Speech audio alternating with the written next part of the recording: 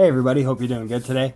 I'm going to do a quick overview of the 2016 production guide by Spyderco. Been doing this for a few years now. Did it for the 2014 catalog and also for the 2015. Really like their newer catalogs. They're full size and they give you really good pictures. Love having this sort of stuff on hand just to peruse at my disposal, and they make for really good reference material. There's a lot of knives in here that are the same but different. So they got like different blade steels or different handle material. This being one of them, the Native 5. I guess it's 40 years that Spyderco has been in business, so they decided to do like a commemorative knife of that.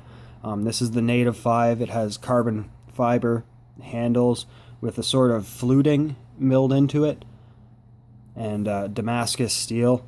I'm not sure. The blade steel is DS93X Thor. Kick-ass sounding steel. Know nothing about it myself. Moving on, you see all the other Native 5s are still in production. A new one, I guess, is a fully serrated Native 5 in CPM S30V, or sorry, CPM S35VN. They're having a regular production model of the blue lightweight, but with S110V. Something I hope to try out soon is CPM S110V. You see here, and this will be a reoccurring thing through this catalog, is their sort of bluish purple G10. And if you see that sort of G10, it has that S110V also. And another new one is their pink lightweight. Sort of a breast cancer awareness knife, and I'm pretty sure the proceeds from these knives go to breast cancer research, also in S35VN. Another one that's going to excite a lot of people is the military in the blue G10 with S110V. They've been putting out knives with S110V for a little bit now, but these are going to be standard production runs and will be around for quite some time. The paramilitary 2 and S110V, a lot of people already have this one, and it's been for sale for the last few months at least, and people are really loving that one.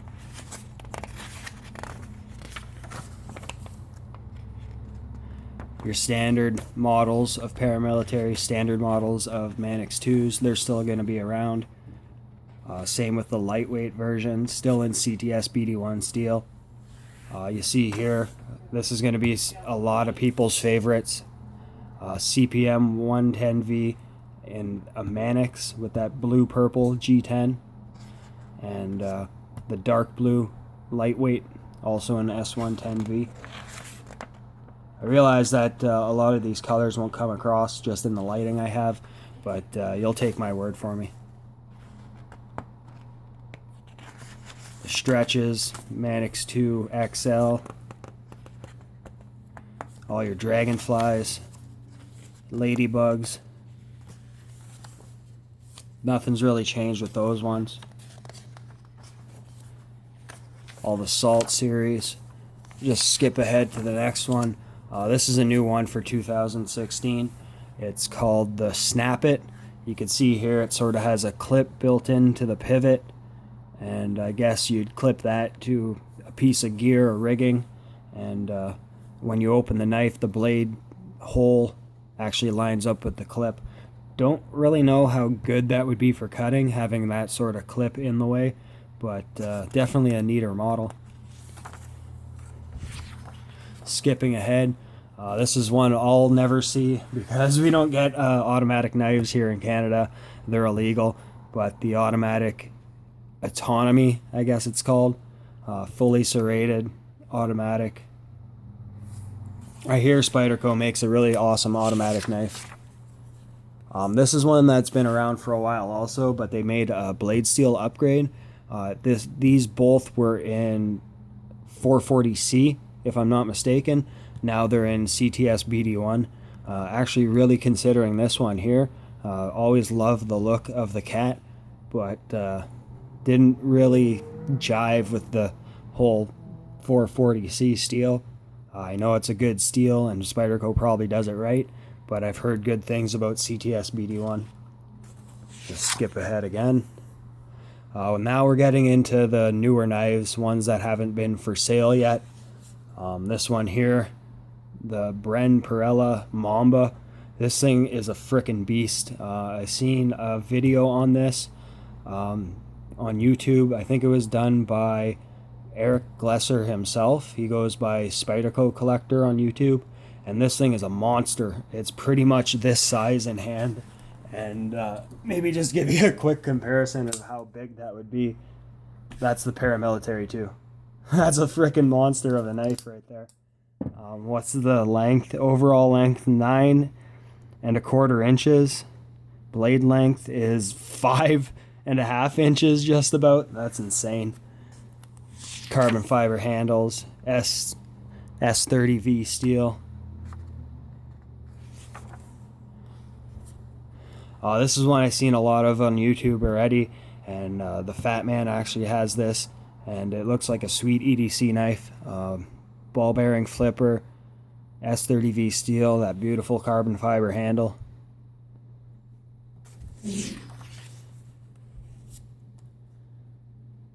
These two here are the Mantra and Mantra 2.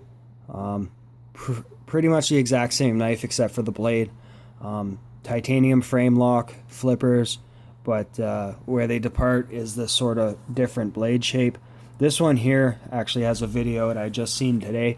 It's pretty much identical size to the Delica, but with a slightly longer blade length. If you look at a Delica, and this was pointed out in that video, there's a lot of extra room in the handle, and I guess they filled it up with that sort of blade shape.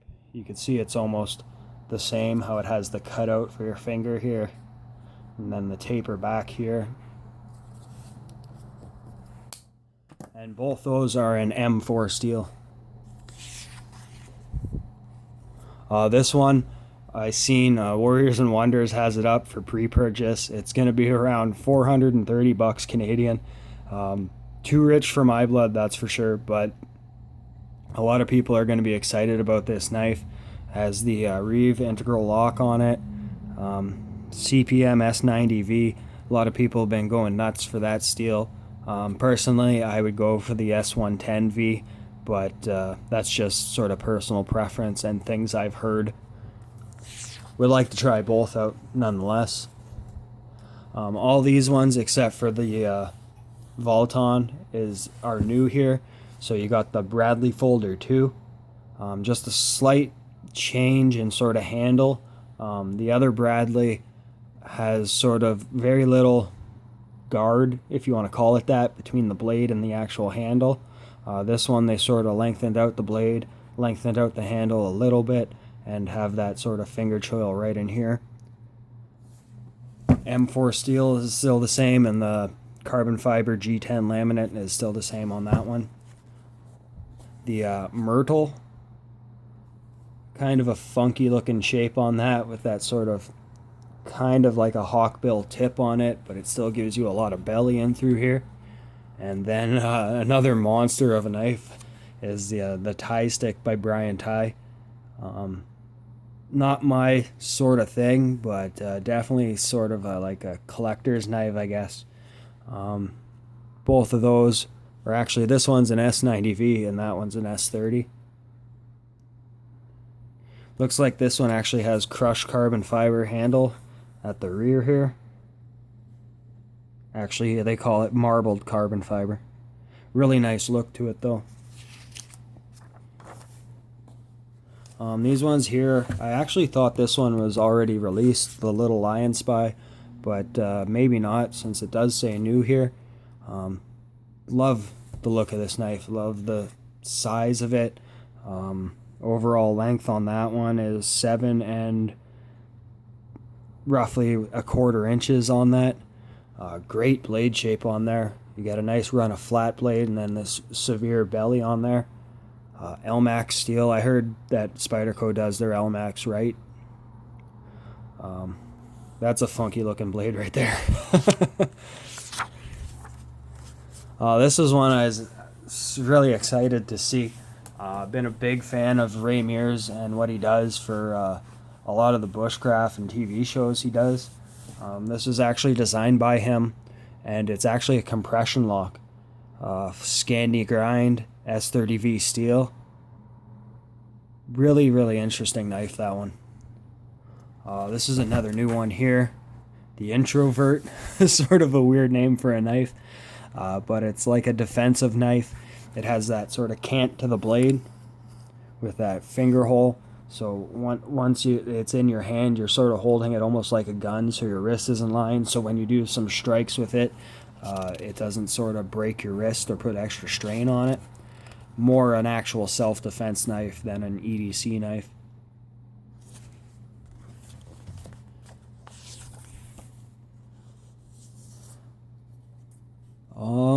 The new one here would be the patata, and I've heard this on another video, potato patata.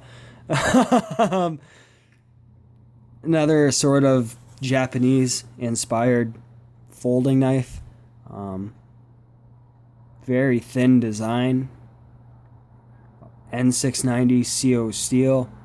I think Bowler actually makes that steel. One that I thought when I first seen it was sort of gimmicky, but it's sort of starting to grow on me, is the Vrango. Has blue anodized titanium sort of front, and then the bevels on each side are anodized purple. That sort of wicked recurve there with a Tanto style tip on it. I think it's a, yes, it's a liner lock. And S30V steel. Just, I don't know, that sort of look grows on you the more you look at it. And you can sort of see here how the blue and then the purple anodized sides. Really neat. Another new one is the Little Lum. The Bob Lum folder came out, God, when was it? 3-4 years ago now. And they came out with a smaller version of it. A lot of people really do love this knife. VG10 steel, so it's probably made in Japan. Yeah.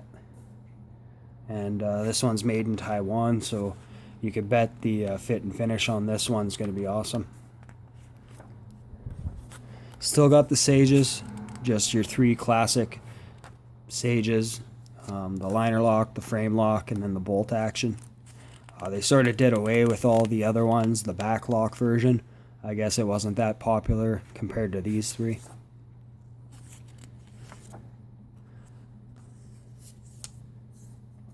The one I thought was actually going to be new, but I guess it's been out for a while, is the Firefly. Very small knife, 6 1/4 inches.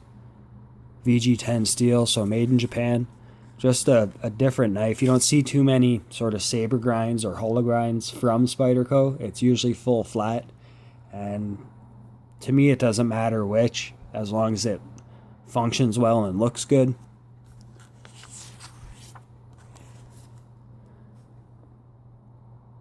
And then a lot of these are the sprint runs they're actually announcing. I imagine there's going to be more than this. A lot of orange you see. So you got it's all going to be pretty standard steel for these 4. At least for sprint runs, it's the HAP 40 steel. Don't know much about that steel either, but I'm thinking that Wavester 64 might really like these. He's an orange guy when it comes to knife, and really likes that color for his handles. The one I was super excited to see was the Manix in carbon fiber, and the blade steel CPM 154 and S90V. I guess it's a laminated steel, and those 2 steels laminated would be a pretty kick-ass edge retention. Another one here, never heard of this blade steel before, and probably once I'm done this video I'll go research it a little bit, is the Military in carbon fiber. The blade steel on that is 52-100. Never heard of that. Cutting ahead here. One that came out for sale last year, I think it was, but they sort of revamped it, is the Pitts folder. They sort of did a anodized blue, purplish color to it instead of having that sort of polished titanium handle on it. And I think that works better than the polished titanium. Makes it look like a totally different knife. Skipping ahead. A neat one here, the friction folder. Seen one video on this and thought it was a really cool knife. VG10 steel, it has the extended blade tang, and that's how you would open it if you're not familiar with friction folders. Your sort of outdoors knives. They already had the South Fork available for a while now, but they came out with a smaller sort of version of it, the Sprig S90V steel. Looks like it's a very slim in both this direction and the thickness, but sort of almost looks like a kitchen knife, doesn't it? The Proficient, that has more of that bushcraft style handle where it fills the entire hand and doesn't allow for twisting in the hand. Blade steel on that one is S90V. Don't know how that steel would do when you're working with wood, but I'd sort of prefer 01 tool steel to S90V. One of the fixed blades in here that sort of got me drooling was the Bradley Bowie. This thing looks awesome. Sort of has a, I guess it doesn't have a recurve. Just sort of seems that way with that finger choil here. Really awesome looking knife. Depending on the price on that one, that might be a consideration for me. Another fixed blade, I seen this one in person when I was at S&R a couple years ago. The Street Beat, they're coming out with a sort of FRN handle. Or actually it's, FRN handle with the black coated. Still really love the look of this one here though. And then from there, just goes into pretty much stuff you've already seen until you get to the bird line. They made some improvements on some of these blade steel wise, and they came out with a couple new models, titanium handles. So this one here is the Bird Car 2 in titanium, and really like the look of that handle with the milled grooves in there. And then same with the Metal Arc 2. They came out with a titanium version. Thought they had upgraded the blade steel in some of these. Let's see if I could find those. Yeah, they did. So the Raven 2 and the Crow 2, they upgraded the blade steel to CTS BD1. Still yet to try that steel, but heard nothing but good things about it. And that's pretty much it.